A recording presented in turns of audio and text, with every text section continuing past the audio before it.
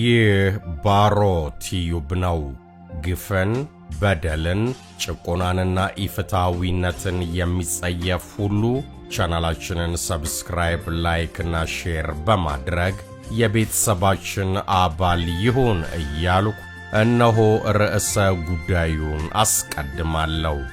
ዛሬ በሀገራችን ፖለቲካ ውስጥ ህልም ሊመስል የሚችለው በፌደራል መንግስትና በክልል ፕሬዝዳንቶች መካከል የስልጣን ሳይሆን የፍትህ ስርዓትና የህግ የበላይነት ሚና ምንነት ይቅርና አንድ ተራ ጨርቦሌ የማህበራዊ ሚዲያ ተከፋይ ካድሬ ወደ ፍትህ ስርዓት ማምጣት የሀገሪቱ የፍትህ ስርዓት የበሰበሰበትን ጥልቀት ማሳያ ምሳሌ ሆኗል።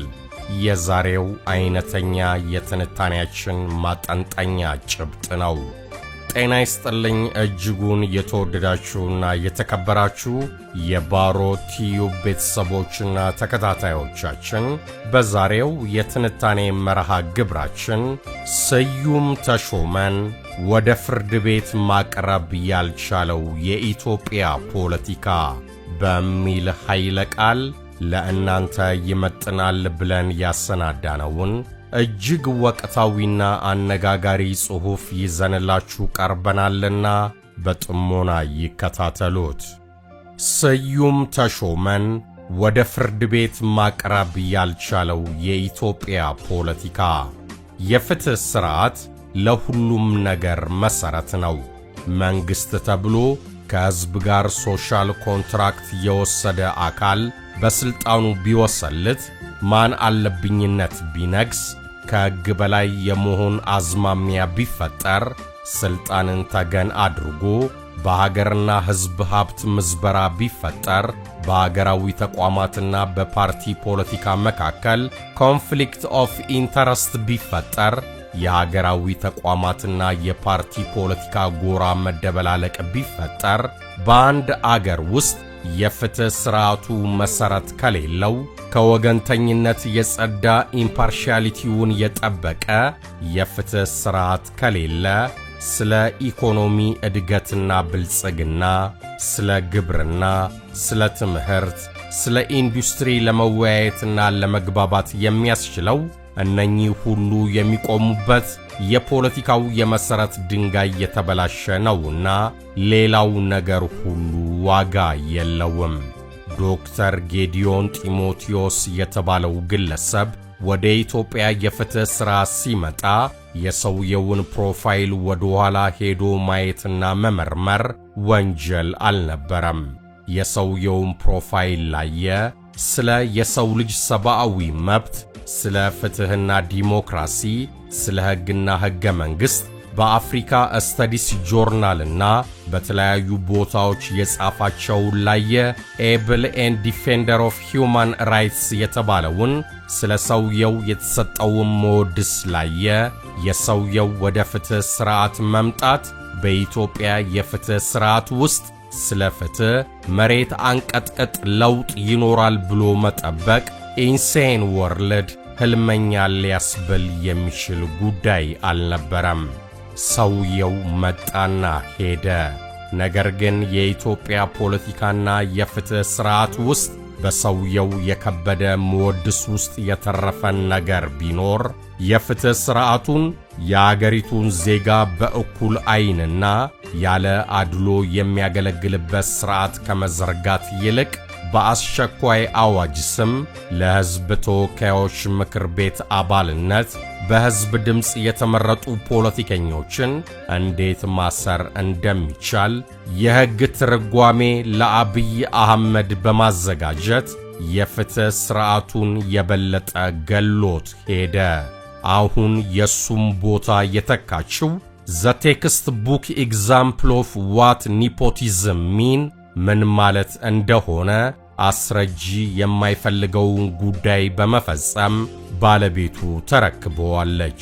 የሕግና የፍትህ ሥርዓቱ በባለቤቱ ስርም የበሰበሰ ሆኖ ቀጥሏል።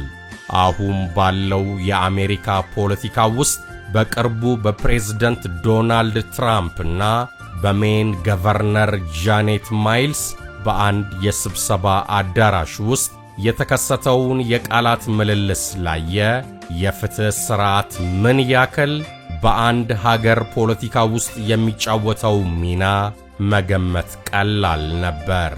በእርግጥ የአሜሪካን ተመክሮ ከኛ ሀገር ፖለቲካ ጋር ለማወዳደርና ለማስተያየት መሞከር በተለይ በዚህ ሰዓት ዩቶፒያን ፋንታሲ ሊመስል ይችላል።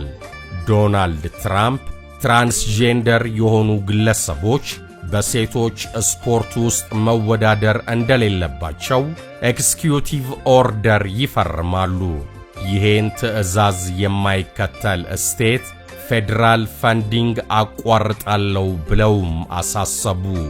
የሜይን ገቨርነርም ትዕዛዙን እንደማይተገብሩ ሲናገሩ ከረሙና ሁለቱ ግለሰቦች በአንድ የስብሰባ አዳራሽ ተገናኙ። ዶናልድ ትራምፕ በንግግራቸው መካከል የሜይን ገቨርነር መኖራቸውን ጠይቀው መኖራቸውን ካረጋገጡ በኋላ ትዕዛዛቸውን ካልፈጸሙ የፌደራል በጀት እንደማይላክላቸው ነገሯቸው። የሜይን ገቨርነር በፍጹም ትዕዛዙን እንደማይቀበሉ ተናገሩ። ዶናልድ ትራምፕም የፌደራል በጀት እንደማይኖር በድጋሚ ዛቱ። የሴትየዋ መልስ ቁልጭና ቅልብጭ ያለ ነበር። ሲዩ ኢን ኮርት። ይሄን ጉዳይ ወደኛ ሀገር ብንመልሰው ኢን ሲምፕል አናሎጂ በአብይ አህመድና በአቶ አረጋ ከበደ መካከል ሊኖር የሚችል ክርክር የማለት ያክል ነበር። አቶ አረጋ ከበደ ወይም የሌላ ክልል ፕሬዝዳንት አብይ አህመድን ፍርድ ቤት እንገናኝ ሲሉት አይነት ነገር ማለት ነበር። የፍትህ ሥርዓት የኢትዮጵያ ፖለቲካ ጉዳይ ሆነ እንጂ ይሄን ያክል ኃይልና ጉልበት ያለው ጉዳይ ነበር።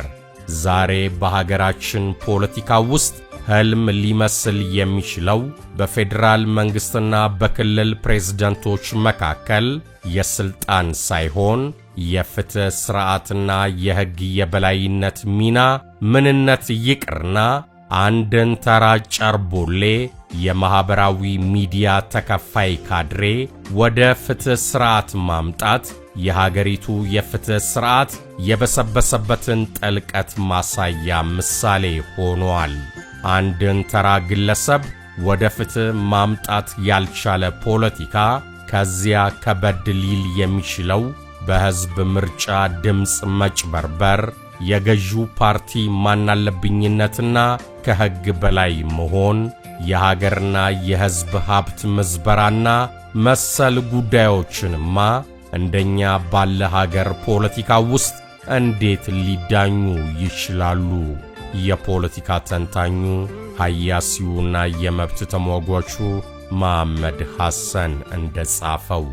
በመጨረሻም ቻናላችንን ሰብስክራይብ በማድረግ ቤተሰባችን ይሁኑ።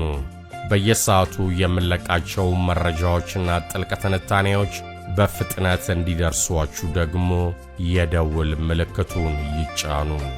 ይኸው ነው፣ አበቃው።